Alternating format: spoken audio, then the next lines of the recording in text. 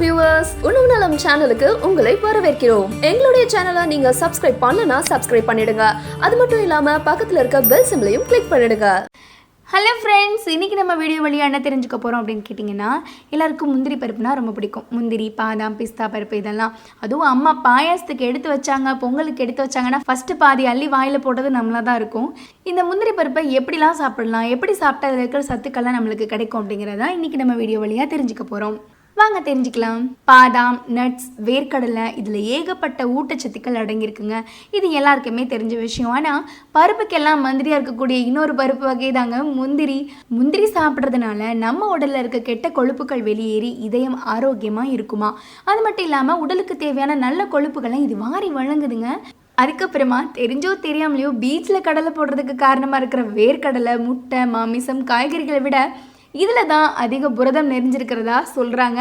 பாதாமை பற்றி சொல்லவே மனுஷனோட உடல் நலத்தை செழிப்பாக வச்சுக்கிறதுலேருந்து நரம்புகளை பலப்படுத்தி நம்ம வாழ்க்கையை மேம்படுத்துறது இந்த பாதாம் பருப்பு தான். இப்போ இந்த பருப்புகளை வச்சு அசத்தலான ஒரு நட்ஸ் அண்ட் கார்ன்ஃப்ளேக்ஸ் மிக்சரை செஞ்சு பார்க்கலாம் வாங்க.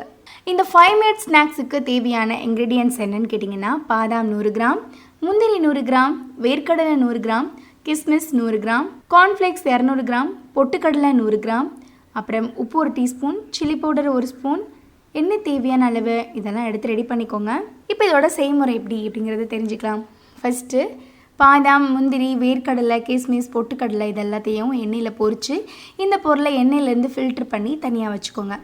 அப்புறமா கார்ன்ஃப்ளேக்ஸை தனியாக எண்ணெயில் பொரிச்சுக்கோங்க. இப்போ பொரித்த எல்லா பொருட்களையுமே தனியாக ஒரு கப்பில் போட்டு ஒரு 5 மினிட்ஸ் கழித்து அதில் மிளகாத்தூள், உப்பு இதெல்லாம் போட்டு கலக்கிக்கோங்க. இப்போ ஈவினிங் ஸ்நாக்ஸ்க்கான சுவையும் ஆரோக்கியமும் நிறைஞ்ச நட்ஸ் அண்ட் கார்ன்ஃப்ளேக்ஸ் ரெடி. என்ன நேர்களே, இதை நீங்கள் ட்ரை பண்ணி பாருங்கள். உங்களோட குழந்தைகளுக்கும் கொடுங்க. ரொம்ப ஆரோக்கியமான விஷயமும் கூட. அதுவும் இப்போ குழந்தைங்கள்லாம் வீட்டில் தான் இருக்காங்க இல்லையா, ஸோ அவங்களுக்கு இந்த மாதிரி சுவையான விஷயங்கள் பண்ணி கொடுத்தீங்க அப்படின்னா நம்ம பிடிக்கும் இல்லையா, அதே நேரத்தில் ஆரோக்கியமாகவும் இருக்கும் இல்லையா. இந்த வீடியோ உங்களுக்கு பிடிச்சிருந்துச்சுன்னா லைக் பண்ணுங்கள், கமெண்ட் பண்ணுங்கள், முக்கியமாக உங்களுடைய நண்பர்களுக்கும் ஷேர் பண்ணுங்கள். மீண்டும் அடுத்த வீடியோவில் சந்திக்கலாம். நன்றி.